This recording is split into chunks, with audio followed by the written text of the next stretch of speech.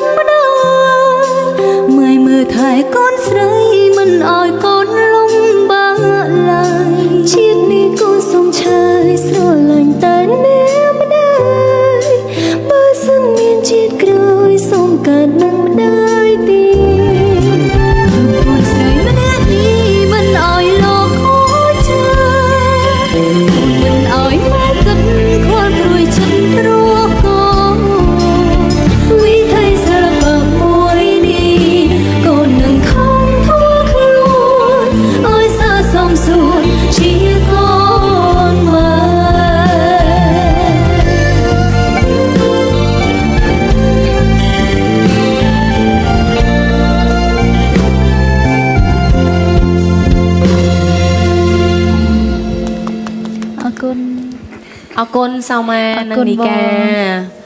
ម៉ាក់កាចាម៉ាក់ពេកនិងម៉ាក់ម៉ាបានបកស្រាយបទចម្រៀងរួចហើយអំបញ្ញមិញនៅឡើយម៉ាក់ឃីមចាឥឡូវម៉ាក់ឃីមខ្ញុំចង់ដូរបរិយាកាសបន្តិចចាកុំឲ្យយើងមនោសញ្ចេតនាពេកគេមានអារម្មណ៍ជ្រឿជ្រៅពេកចាហ្នឹងឥឡូវម៉ាក់ឃីមច្រៀងជាមួយនឹងម៉ាក់វិនហ៎ប៉ាវិនណាប៉ាវិនណាចាប៉ាវិនឡើងរួចទៅដឹងបងមើលទៅឈុតហ្នឹងឥឡូវម៉ាក់ ខេមនិងម៉ាក់វិនប៉ាវិន អត់ទេឆ្នាក់ក្រោយបើពាក់សក់មកអីកុំឲ្យច្រឡំអី